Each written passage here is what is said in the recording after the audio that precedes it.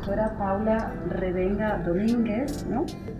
Que nos va a hablar de Viejo al Nuevo Mundo, la pintura en la América Virreinal. Ella es profesora titular de Historia del Arte de la Universidad de Córdoba y también es académica de la Real Academia de Bellas Artes y Ciencias Históricas de Toledo.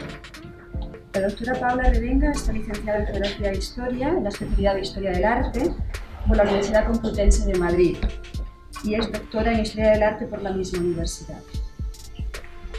Paula ha disfrutado de muchas becas de investigación en países diferentes como España, Italia, Francia, México, Colombia y Estados Unidos. Ha desarrollado su labor docente como profesora de Historia del Arte en las universidades de Alcalá, Alfonso X el Sabio, Complutense de Madrid y Universidad de La Coruña, y como profesora invitada en la Universidad de Cergy-Pontoise en París.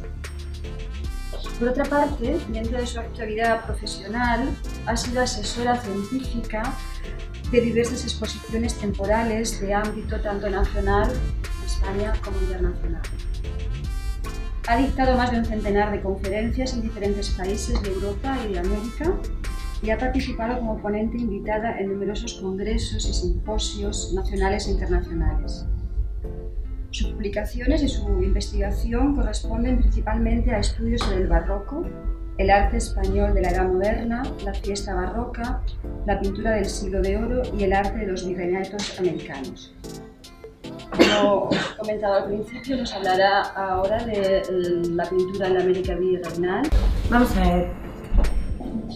Hoy de lo que vamos a hablar es del Viejo al Nuevo Mundo, ideas, relatos y modelos en la pintura de la América Virreinal. Como primera imagen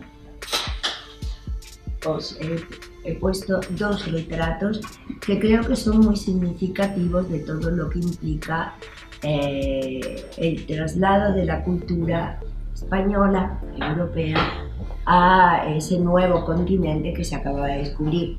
Ahí lo que tenemos son dos retratos, uno de Moctezuma, un retrato imaginario de Moctezuma, y un retrato real de Felipe II, pero un poco lo que a través de estos retratos vemos es esa asimilación de cultura que se va a producir en el vasto mundo americano. Es decir, aunque el retrato de Moctezuma es imaginario, no estaba posando Moctezuma para retratarle, pero realmente lo que vemos es a un personaje indígena que adopta la misma actitud que el personaje real cuando es retratado. Si se dan cuenta, la disposición de los pies es muy característico, la que tiene Felipe II, del retrato real español, y es la misma que tiene Moctezuma. Ambos portan bastón de mando y Felipe II lleva colgado el toisón de oro, símbolo de la realeza, y de la misma manera Moctezuma lleva colgado un medallón, símbolo de realeza. Entonces realmente a través de estos retratos, digamos, de dos mandatarios, lo que estamos viendo es como poco a poco se empieza a adoptar en el continente americano elementos de la cultura, del pensamiento imperante en España. Bien, cuando hablamos del arte en la América Virreinal, realmente estamos hablando del arte que se desarrolla en un territorio muy vasto. Con el descubrimiento de América en 1492 empieza todo un proceso de colonización de un territorio amplísimo, y por eso hablar de América Virreinal es meter bajo una denominación zonas que tienen características muy distintas. Pues igual el mundo de los Andes que el mundo del Caribe, o la zona atlántica que la zona del Pacífico. Pero realmente lo que tiene de interesante es que en el periodo de la conquista se va a trasladar a ese territorio tan amplio, tan vasto, y con culturas autóctonas muy diferentes entre sí, una cultura que de alguna manera va a unificar, se va a trasladar el pensamiento, la religión, la cultura, los modos de vida españoles y por supuesto las formas artísticas. Ahora bien, cuando se trasladan las formas artísticas, y es lo que quiero que de punto de partida se entienda, y esto es mexicano. Entonces, a pesar de que podemos hablar de un lenguaje artístico común, después va a haber variedades en distintos territorios. ¿Y de qué va a depender esas variedades? Mirad, hubo un proyecto en el que yo afortunadamente fui invitada a participar, que desarrolló la Universidad Nacional Autónoma de México y en el que participamos profesores de muy distintas universidades hispanoamericanas y bueno, por Europa tuve la suerte de que contaran conmigo. El proyecto se llamó Pintura de los Reinos, Identidades Compartidas, y un poco la idea de partida era, bueno, hay mucha gente que está estudiando, cada uno en su país, la pintura de época colonial y se están llegando a conclusiones parecidas, paralelas, pero sin que se llegue a unir bajo una unidad de acción ese tipo de investigaciones. Vamos a hacer un proyecto donde aunemos fuerzas. Bien, ese fue el proyecto Pintura de los Reinos, Identidades Compartidas. Y el punto de partida de la investigación fue aplicar un modelo lingüístico. En la UNAM, en ese momento, la profesora de Historia del Arte que puso en marcha el proyecto fue Juana Gutiérrez Haces, lamentablemente ha fallecido, pero se daba la circunstancia de que Juana era historiadora del arte y su hermana, Rosario Gutiérrez Haces, es lingüista. Y quizá por esa afinidad de las hermanas se nos propuso un modelo que era aplicar un modelo lingüístico a la pintura.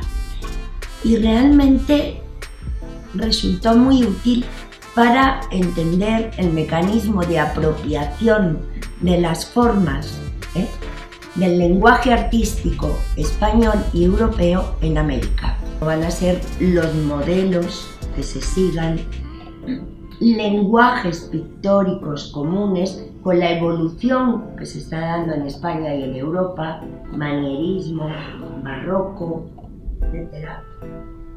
Temas que por supuesto van a ser comunes, puesto que se lleva la religión, se van a llevar también los temas católicos,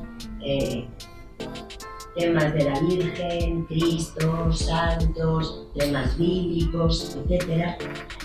Y realmente esas variedades que se van dando del español en Hispanoamérica tienen que ver, por un lado, por la propia evolución que tuvieron las sociedades criollas, pero también con el sustrato indígena. Es decir, hay que contar con lo que había, con lo que se llevó y cómo esa mezcla tuvo su propia evolución en distintos territorios. Pues bien, eso es en Europa. Tenemos o cometemos un error que es el eurocentrismo, considerar que todo se tiene que mover bajo los parámetros de Europa. Y aunque se llevó la cultura europea al continente americano, hubo un momento a partir del siglo XVII en que ya empiezan a desarrollarse las propias escuelas artísticas allí y ya van teniendo su propia evolución. Entonces, no tenemos que estudiar todo el arte que allí se produce bajo el foco de la evolución artística europea, porque podemos caer en el error de hablar de arcaísmos, de los retardatarios, cuando allí tuvo su propia evolución. Bien, traía esta imagen precisamente para ilustrar este carácter de un lenguaje común pero muchas variedades dialectales en los distintos territorios de América. Lo mismo sucede, bueno, pues esto también viene a ilustrar un poco lo mismo, las distintas representaciones de la Virgen. He cogido 3 vírgenes en actitud más o menos parecida: la guadalupana, de escuela novohispana, un anónimo limeño, porque ojo, aunque Lima pertenecía al Virreinato de Perú, es muy distinto el arte cusqueño, que es del Virreinato de Perú, que siempre va a llevar ese tipo de dorados, al arte limeño, que digamos es más cercano a la estética europea. Y bueno, aquí tenemos el cusqueño con esos dorados. Escuela novohispana, escuela cusqueña, el mismo tema, ese lenguaje común, hay temas comunes, iconografías comunes, modelos comunes, pero una adaptación a la sociedad que había en cada territorio americano. Pues bien, con ese descubrimiento de América al que antes aludía, se va a iniciar un largo proceso de trasvase de la llamada cultura occidental a los territorios nuevos, y se trasladó no solamente la cultura, sino también formas de vida, valores, religión. De alguna manera, si lo llevamos al mundo de la pintura, podemos decir que la pintura que inicialmente se lleva a América, finales del XV, principio del XVI, es una traslación de la pintura que se estaba haciendo no solo en España, sino también en Europa. Modelos que son grabados. Aquí tenemos ejemplos de cómo los grabados sirven de modelo a las pinturas. Entonces, van a llegar grabados en cantidades ingentes. Primero, porque los grabados normalmente, los grabados provenían de Flandes. Flandes se especializó en la estampación, pero lo que tenían de bueno es que, por un lado, eran fáciles de transportar, eran económicos. En representaciones de personajes sacros se pueda representar de manera inadecuada y por lo tanto caer en la herejía. De las formas artísticas fueron los grabados. Aquí tenemos algunos ejemplos. Un grabado sobre composición de Rubens que acaba copiándose en Colombia, en el Virreinato de la Nueva Granada. La pintura americana, composiciones siguiendo el grabado de Durero hasta bien entrado el siglo XVIII. ¿Por qué? No porque fueran retardatarios, sino porque una vez que el grabado llegaba a América tenía vida propia, es decir, no era un grabado de una época que había que copiar en esa misma época, era un repertorio formal que mientras duró el grabado se pudo repetir. Por otro lado, además de los grabados, van a llegar obras de arte. Normalmente pinturas de pequeño o mediano formato, por supuesto no van a transportar grandes lienzos, pero sí que hubo un mercado de pinturas hacia América. Se sabe que Zurbarán tuvo en Sevilla un obrador, era casi un taller, entre comillas, industrial, que se dedicaba a producir obras con no demasiado cuidado, porque iban hacia América. ¿Estoy diciendo con esto que Zurbarán era un mal pintor? En absoluto. Zurbarán es uno de los grandes pintores del siglo XVII español. Pero es muy distinto lo que pinta Zurbarán de su propia mano para los encargos que recibe de conventos, de iglesias en Sevilla, en España, que lo que produce el taller, el obrador, con sus ayudantes oficiales, porque van a América y allí todo se vendía. Entonces digamos que hay como un doble rasero de calidad. Bien, entonces, grabados, obras de arte en Sevilla, en el siglo XVI y XVII, se asentaron una gran cantidad de pintores italianos y flamencos. ¿Y por qué en Sevilla? Porque Sevilla era la ciudad cosmopolita de la que salía todo hacia América. Entonces, hubo pintores que se establecían en Sevilla solo para producir obras que fueran a América. Es más, había tratantes de pinturas.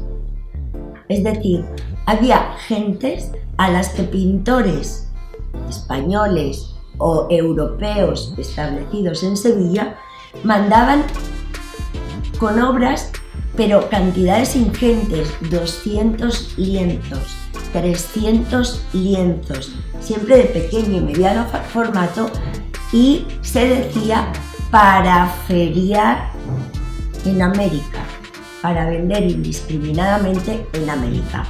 Ahora bien, esas obras, que ya digo eran lienzos pequeños, medianos, pero también podían ser cobres, la pintura sobre cobre es muy resistente, llenó América de los modelos pictóricos que se estaban haciendo en Europa, en España. Aquí tenemos ejemplos de obras de pintores españoles, he elegido las buenas. Zurbarán, Valdés Leal. Estas obras son, digamos, de muy buena calidad porque eran encargos concretos de órdenes religiosas. No eran las pinturas que se llevaban para feriar, para vender por allí. Bien, Martín de Vos, pintor flamenco que también envía mucha obra a América, Hendrik Leclerc, es decir, van a llegar obras españolas, pero también europeas. Además de obras, van a llegar hombres, van a llegar artistas. Tiene algo de aventurero. Eran artistas normalmente no de primera, porque los grandes pintores se quedaban donde estaban, en Italia, en los grandes centros pictóricos de España, es decir, en Madrid, en Sevilla, en Valencia. Pero hubo pintores que eran, pintores medianos que en España no alcanzaban, digamos, la gloria que querían, pero en aquel territorio que necesitaba esa mano de obra para decorar iglesias, capillas, ermitas, se estaba construyendo todo. Había que decorarlo. Pues decidieron que a lo mejor allí tenían mejor fortuna y se fueron para allá. Entonces, ¿qué es lo que llevaban ellos? Pues los lenguajes pictóricos que habían aprendido en sus lugares de origen, normalmente España, Italia o Flandes. Ahora bien, con la llegada de artistas va a haber distintas oleadas y etapas con características propias. ¿Qué quiero decir con ello? Bien, muy interesante son los testimonios que nos quedan de esa época, porque, por ejemplo, en el virreinato de la Nueva España, es decir, en la zona del actual México, uno de los frailes que enseñó a los indígenas a pintar era Peter van der Moor, al que se le conocía con el nombre de Fray Pedro de Gante, porque provenía de la ciudad de Gante. Bien, entonces, él creó una primera escuela artística, que es la de San José de los Naturales, así se llama. Los naturales era la manera de llamar a los indios, eran los naturales, los que habían nacido allí. Y lo curioso son los testimonios escritos que quedan de estos inicios de la enseñanza del arte a los indígenas, porque les sorprende mucho a los cronistas europeos lo rápido y lo bien que aprenden. Es decir, pues pensaban estos pobres indios que son salvajes, que no va a haber manera. Las crónicas dejan testimonio de la gran capacidad artística que tenían los indígenas. Os leo un testimonio escrito en 1541 por Fray Toribio de Motolinia, que redacta la historia de los indios de la Nueva España y dice lo siguiente: no hay retablo ni imagen, por primorosa que sea, que nos saquen y contrahagan los indios, en especial los de México, porque allí va a parar todo lo bueno de Castilla, y antes no sabían pintar ni una flor o un pájaro, y si pintaban a un hombre o a un caballo, hacíanlo tan feo que parecía un monstruo. Ahora, sin embargo, hacen tan buenas imágenes como en Flandes.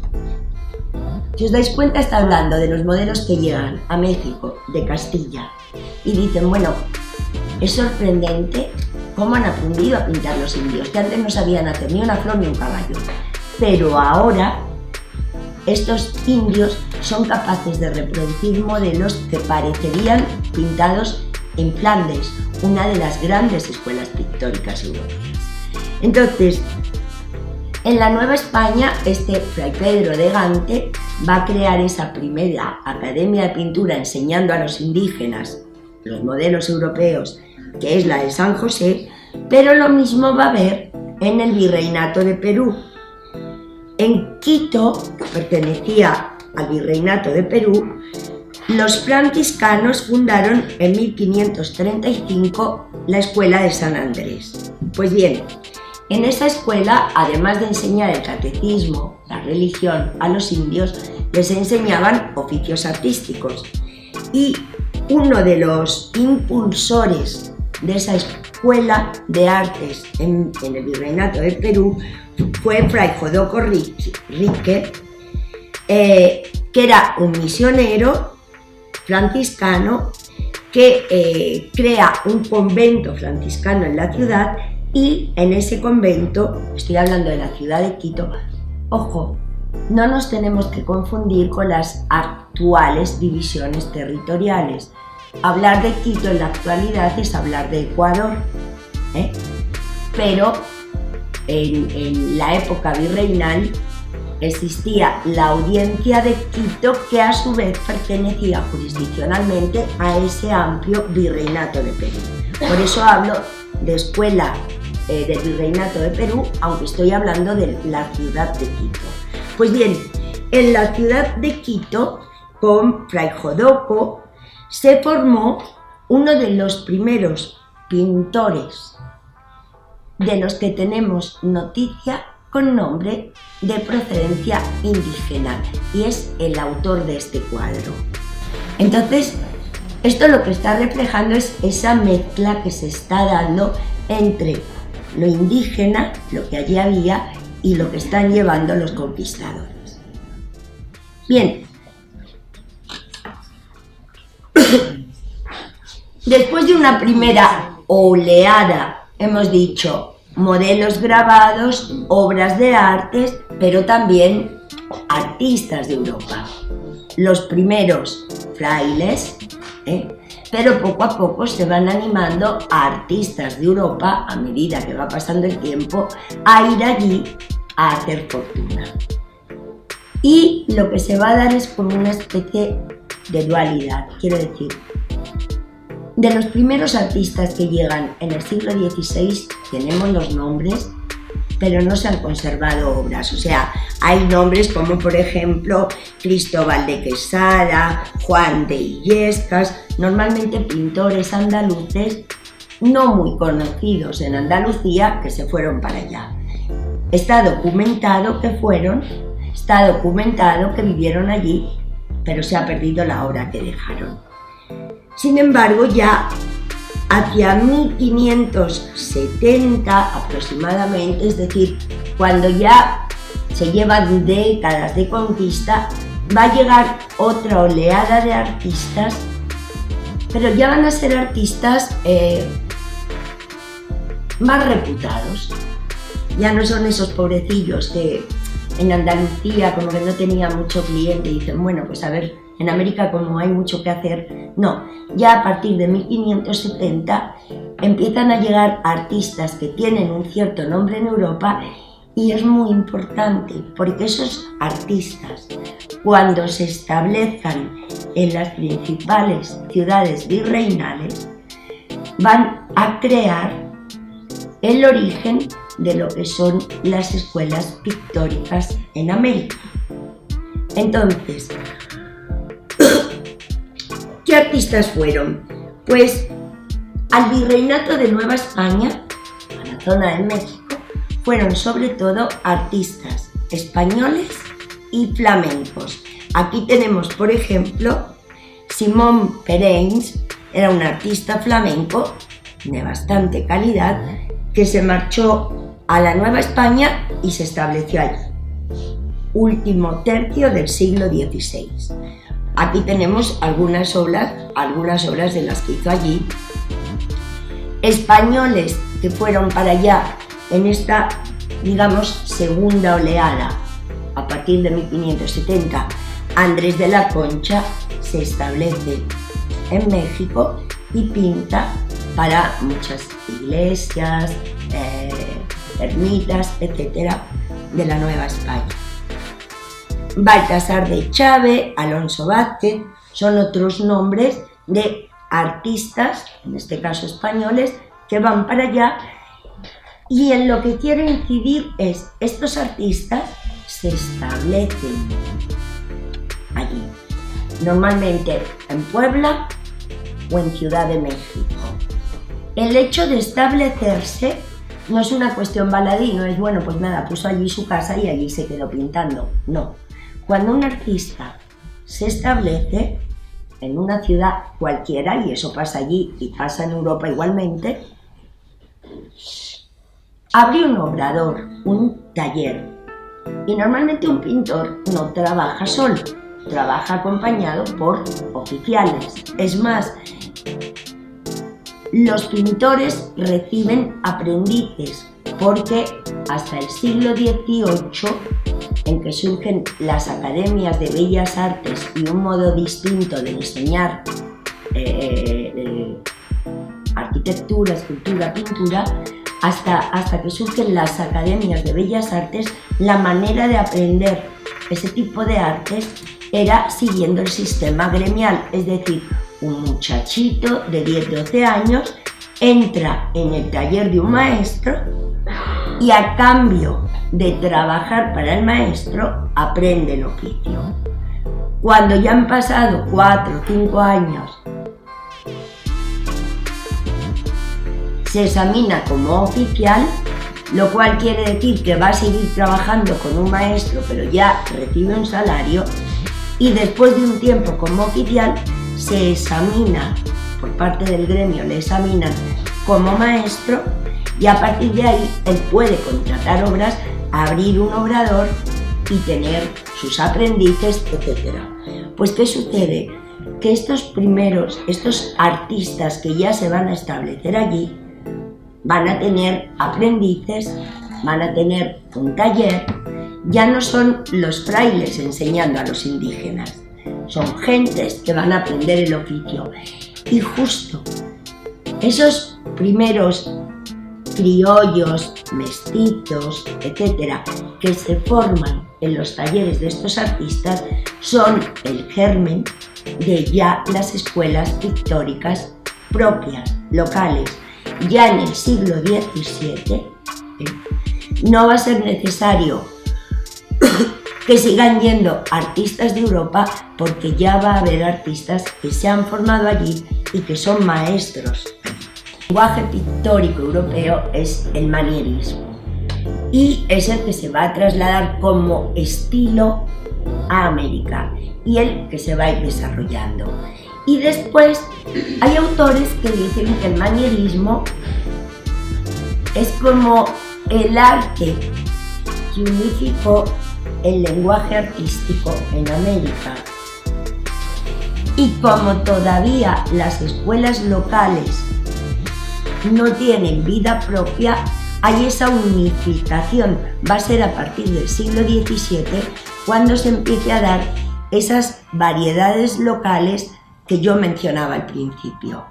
Entonces, después de este oleada de artistas manieristas, y ya del surgimiento de esas primeras escuelas locales, ya lo que se va a dar en el siglo XVII es la adaptación del naturalismo barroco.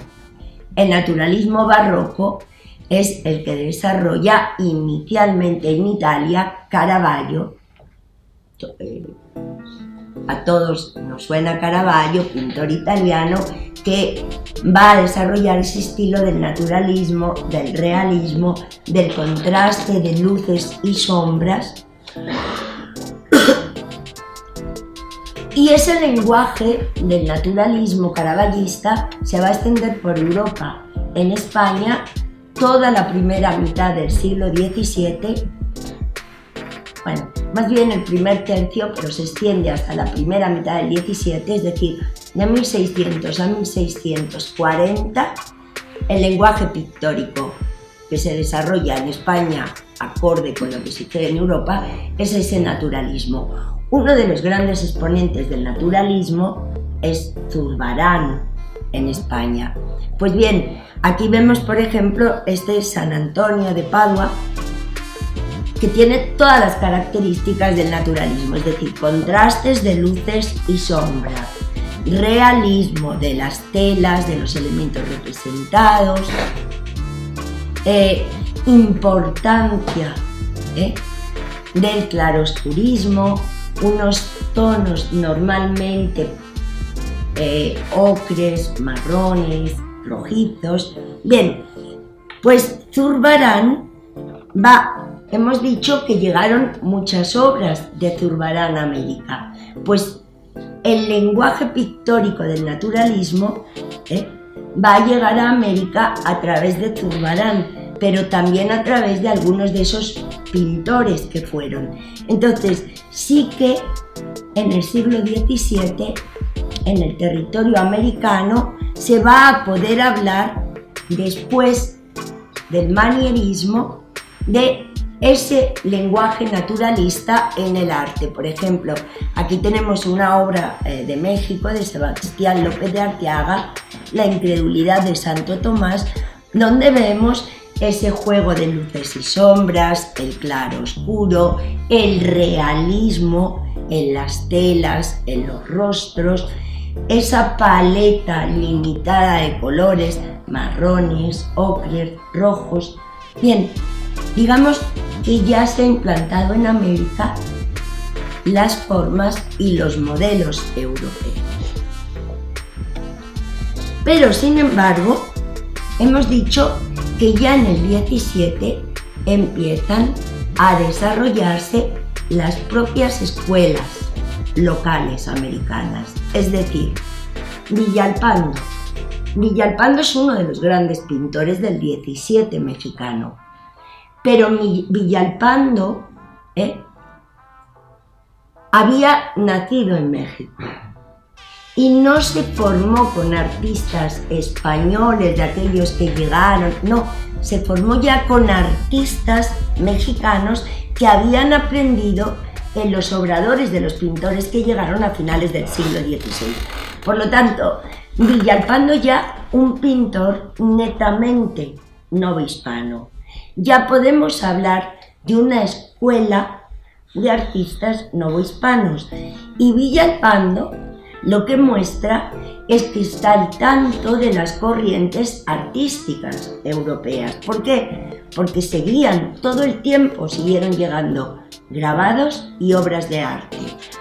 ¿qué es lo que sucede al naturalismo en la pintura?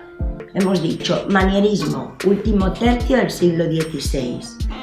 Naturalismo, primera mitad aproximadamente del siglo XVI. Naturalismo, caravallismo. Bien, a mediados del siglo XVI lo que se desarrolla es lo que en pintura llamamos el pleno barroco. El pleno barroco, que ya se va a caracterizar por las composiciones con mucho movimiento, muy ricas de colorido, la pincelada mucho más ligera, más suelta, y ese pleno barroco en Europa se conforma gracias a Rubens, a esa vitalidad de la pintura de Rubens y al colorido de la pintura veneciana. Formas de Rubens más colorido veneciano, rojos, azules, amarillos, pleno barroco. Una pintura dinámica, colorista, rica. Pues bien, como a América seguían llegando modelos de Europa, un pintor ya de escuela novohispana, un pintor ya nacido y formado en México, se incorpora a ese lenguaje del pleno barroco. Aquí tenemos otra obra de Villalpando. Cuando hablamos de las vírgenes de bulto porque originalmente lo que se está pintando es una escultura de bulto redondo, vemos ese intercambio que hay. Primero porque es muy habitual que vírgenes que eran veneradas en España aparezcan en territorio americano, en América, porque los emigrantes, aquella gente que se fue a América a hacer fortuna y se instaló allí, cuando conseguían tener dinero, fortuna, mandaban a España regalos a las catedrales, mandaban obras de plata, mandaban mucha orfebrería y pedían que a cambio les mandaran un retrato de la Virgen que se veneraba en su ciudad o en su pueblo de origen. Este movimiento que hubo hizo que hubiera una enorme producción de pinturas de este tipo, lo que se llaman vírgenes de bulto. Y una vez más, lo que vemos es como un mismo modelo, es decir, el retrato de una imagen, de una virgen o de un santo que se venera en un lugar, después se adapta con mayor o menor riqueza a las escuelas locales. Mirad, esta es mexicana, Villalpando, esta es peruana, por supuesto no podían faltar los dorados. Pero todavía hay más. Mirad un momento estas obras. México, un biombo mexicano, una pintura hecha con plumas, arte plumaria, y cuadros hechos con conchas. Bien, ¿por qué he traído esto para terminar?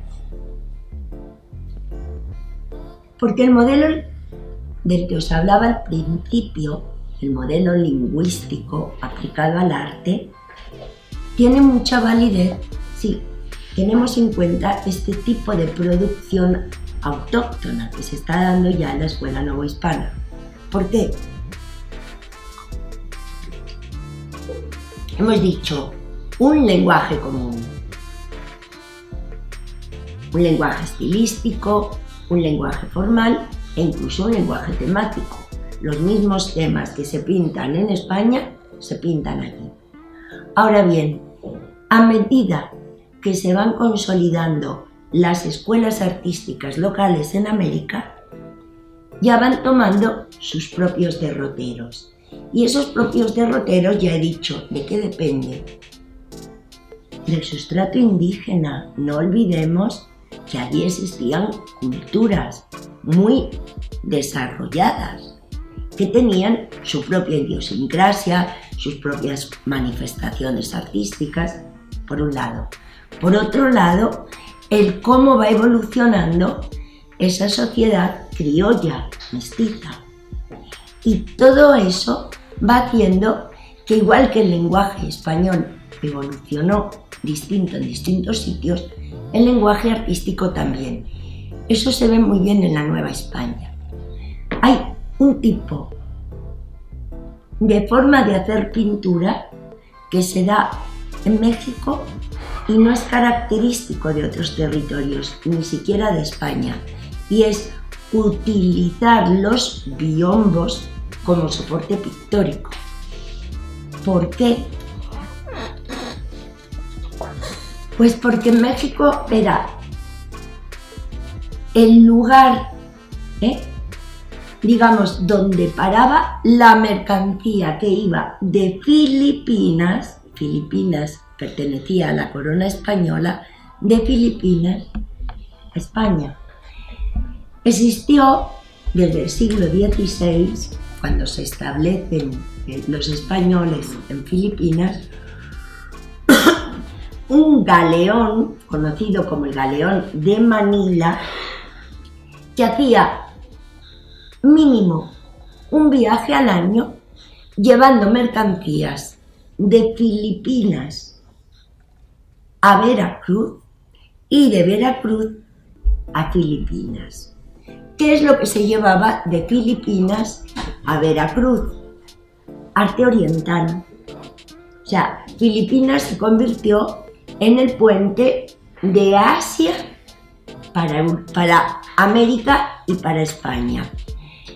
¿Arte oriental de qué tipo? Biombos japoneses, marfiles, seda, cerámica, todo eso que venía de Oriente a través de Filipinas pasaba a Veracruz. ¿Cuál era el destino final? Llegar a España. ¿Qué es lo que iba de Veracruz a Filipinas? Pues todos los cronistas de la época lo resumen: frailes y plata. México tenía minas de plata, dinero, por eso ese intercambio comercial, y frailes porque ya que se había evangelizado América, ahora tocaba ya Oriente.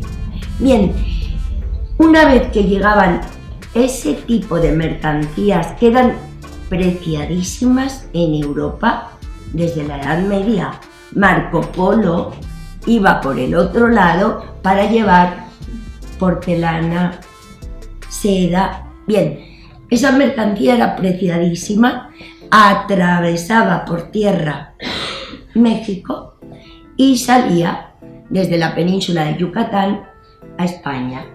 ¿Qué es lo que sucede?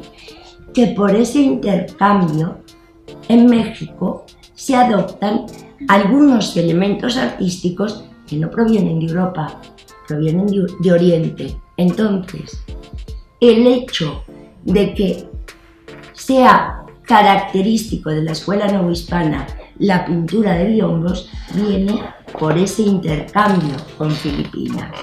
Pero el arte plumaria,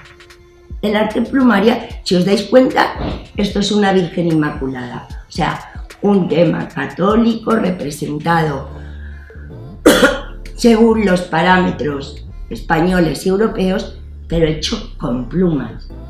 ¿Y por qué con plumas? Porque los aztecas eran artistas con las plumas. Hacían composiciones maravillosas de colores, tenían plumas, y ese dominio de hacer dibujos con plumas, el arte plumaria, lo aplicaron después a la representación figurativa. Ya en México, por esa confluencia que hay oriental y lo que los propios indígenas habían trabajado. Mirad, pues por supuesto que los aztecas trabajaban las plumas, pero no para representar cristos o vírgenes, pero sí jugaban muy bien con los colores y con el hacer motivos. Pues eso traspuesto al lenguaje artístico oficial, es una Virgen Inmaculada, pero en vez de con colores, con plumas. Por lo general con las actividades más interesantes, pero eso es ir a la suerte. Tengo una pregunta, porque al principio usted nos contó de una manera muy interesante sobre el arte cusqueño, diciéndonos que el oro, el hacer doradas las imágenes, significaba riqueza, significaba, digamos, un nivel más alto de adoración. O sea que el oro, por considerarse un material caro, se empleaba de una manera privilegiada por los más ricos para las imágenes. Suelos para pescar que son de oro. Así que para ellos eso era algo muy común. Sí. Y son limítrofes, son los... No, y además sí. pertenecían al mismo territorio. Sí.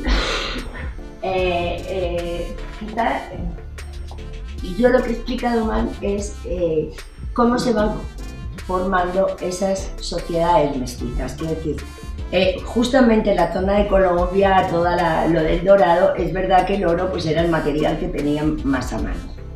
Bien, pero los que están realizando ya esas pinturas y están demandando esas pinturas no son los indígenas, son los mestizos, son esas familias europeas que se han establecido en aquellos territorios, que se han mezclado más o menos con los indígenas, pero que ya tienen una propia idiosincrasia como sociedad. Y justamente a esas familias pudientes que eran de raíces europeas, el oro sí que les significaba lo que no les significaba a los indígenas. Entonces, esas familias, digamos, más pudientes de Cusco, de Quito, en la escuela quiteña en el 18 incorpora el dorado, y la escuela de la Nueva Granada es muy curioso porque, por ejemplo, en el Museo de Arte Colonial de Bogotá se ven pinturas del siglo XVIII en que a la Virgen le ponen pendientes de verdad. O sea, es una pintura y le colocan pendientes, collarcitos, pues que ahí la sociedad mestiza antepone sus valores de estatus al valor que podía tener para los indígenas originalmente el metal en sí. Y por eso no se puede hablar de arcaísmo, porque no lo hacen por imitar modelos europeos de la Edad Media, no, se pone de moda allí en el siglo XVII y en el siglo XVIII. No sé si con esto te ha quedado más claro. Sí, me ha quedado perfectamente claro. Muchas gracias. Tenéis la palabra para hacer vuestras preguntas.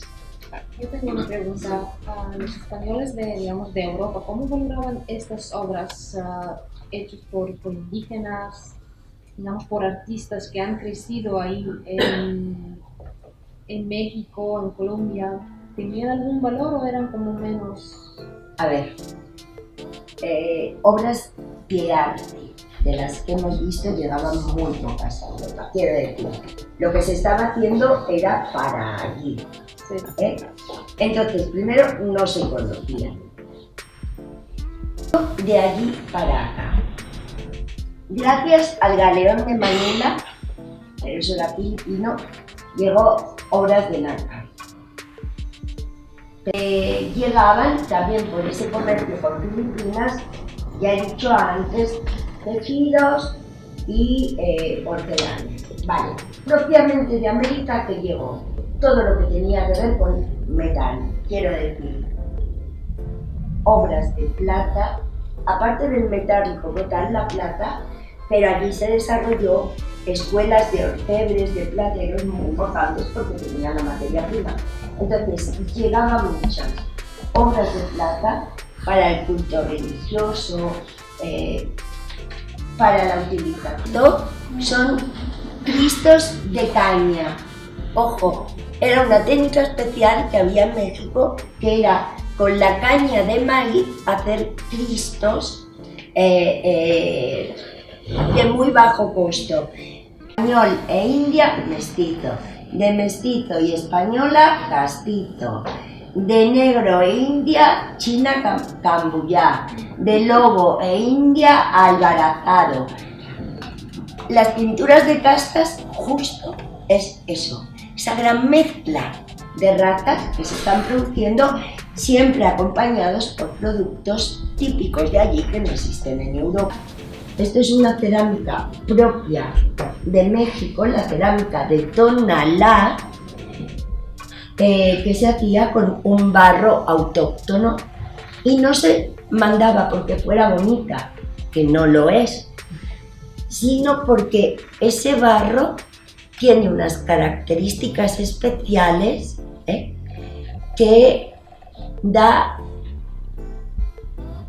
un olor característico al agua. Entonces, en la época el agua no abría en el grifo y salía el agua, sino que lo tenían en recipientes y la cerámica de Tonalá aromatizaba el agua. Entonces por eso lo traían, pero además tenía una segunda función que le atribuyeron.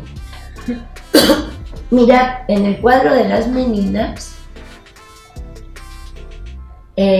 una de las doncellas le está ofreciendo a la infanta un recipiente de cerámica de Tonalá diminuto. ¿Por qué? Porque esta cerámica es propia de allí, pueden ser recipientes muy grandes o muy chiquititos. Y los muy chiquititos los utilizaban las mujeres, es muy blando, para comerlo. Porque se creía que comiendo esta cerámica la piel se ponía blanca. Y como la moda de la época era tener la piel blanca, probablemente se les ponía blanca porque se debían poner malísimas, pero lo comían. Y poco más, ya no llega nada más. O sea, el trasvase principal es del viejo al nuevo mundo. Después ya veis que sí que hay elementos de retorno, pero no en la misma cantidad. Quiero preguntar, a mí me pareció muy interesante lo de trazar paralelos entre la lingüística y los modelos pictóricos, los modelos lingüísticos, porque yo enseño semiótica. Ajá. Y se considera que la lengua es el sistema modelador primario y además hay sistemas modeladores secundarios, ¿no? Y usted sabe muy bien que Roland Barthes, Claude Lévi-Strauss han trazado paralelos entre la lengua y las distintas prácticas culturales, la antropología estructural, los mitos y todo esto. ¿Usted podría decirnos algo más sobre estos paralelos que han trazado entre la lingüística y los modelos?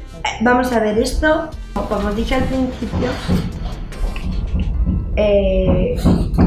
fue una propuesta de punto de partida del proyecto de investigación, porque se dio esa circunstancia que Juana Gutiérrez, historiadora del arte, y su hermana, catedrática de lengua, Rosario Gutiérrez. Pero es que al final lo que tenemos que entender, el arte es también como formas de comunicación. Entonces, si lo entendemos así, nunca está totalmente terminado de hacer. O sea, el arte los lenguajes artísticos van evolucionando, igual que va evolucionando el lenguaje cotidiano. Y nunca podemos entender una obra de arte aislada del contexto en el que surge. O sea, ahora mismo ya vamos, que es hacia donde tú apuntas, Gombrich desde el punto de vista de la historia del arte, la semiótica aplicada al arte, Umberto Eco, más bien de lo que ya se está tendiendo a hablar es de artefactos culturales, en el sentido de que nunca se puede aislar del contexto en el que surge, y son muchos los factores que determinan la evolución, el desuso de un tipo de lenguaje, el manierismo que yo antes mencionaba se agota. ¿Y por qué se agota? Porque el manierismo era un arte absolutamente refinado. Era un arte que se había alejado de la realidad, o sea, no plasmaba la naturaleza tal cual, sino que era un arte muy intelectualizado que plasmaba lo que los italianos propugnaban, la idea. Bien, ¿qué es lo que sucede? Que el lenguaje manierista acaba siendo ideas tan complejas que para un espectador no familiarizado, digamos, con el lenguaje simbólico del momento, no acaba de entender el cuadro. Os voy a poner un ejemplo de un cuadro sencillo, manierista. Parece, vamos, que se va a ir a hacer el servicio militar.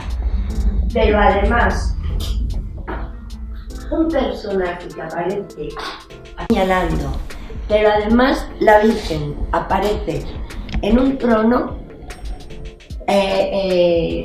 flanqueado por columnas que no sujetan ningún techo. Es como una especie de interior, pero no hay techo, pero lo que se ve al fondo es un paisaje. O sea, es como un laberinto de ideas. Está en un interior o un exterior. Se ve el paisaje por detrás, pero parece que estuviera en una habitación con columnas. El que aparece ahí abajo señalando, ¿a quién señala? ¿Qué es lo que quiere decir? Realmente, un tema tan simple como una virgen con un niño acaba siendo, si uno quiere analizar todos los elementos, y a nivel iconológico. Y para llegar al nivel más alto de lectura, que es el iconológico, lo que tenemos es que tener un amplio conocimiento de la cultura en la que surgió esa obra. Os voy a poner un ejemplo que yo creo que puede ser claro. Virgen con el niño.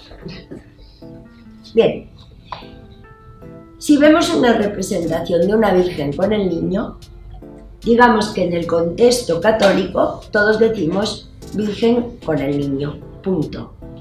Pero si fuéramos hindúes, no diríamos virgen con el niño. El nivel pre-iconográfico es distinguir figuras y formas naturales. Si fuéramos hindúes y no supiéramos de la existencia de la Virgen María y del Niño Jesús, diríamos una señora con un niño, o diríamos como mucho una mamá con su hijo en brazos, pero no virgen con él. Ese es el nivel preiconográfico, es decir, el que nos lleva a reconocer elementos simples. El nivel iconográfico, bueno, ya metidos dentro de un contexto, sabemos que está representando un tema concreto, la Virgen con el niño. Bien, pero dentro de ese tema concreto, Virgen con el niño, hay muchos tipos de Virgen con el niño. En la tradición bizantina, por ejemplo, existe la Virgen Theotokos, que es esa Virgen absolutamente rígida, con un niño Jesús, como Dios, sobre su regazo, pero no existe un trato maternal.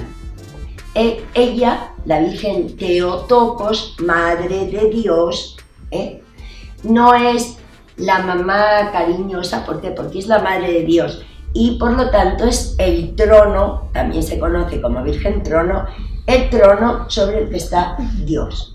Pues bien, por supuesto, en el nivel preiconográfico diríamos señora con niño, como mucho diríamos señora muy tiesa con niño muy estirado, punto.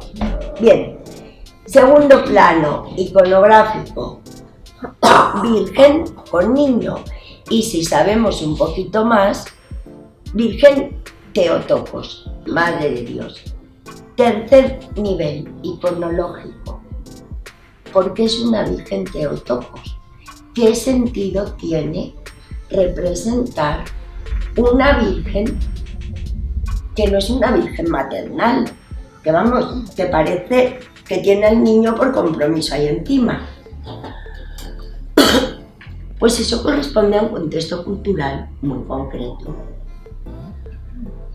Muchas de las herejías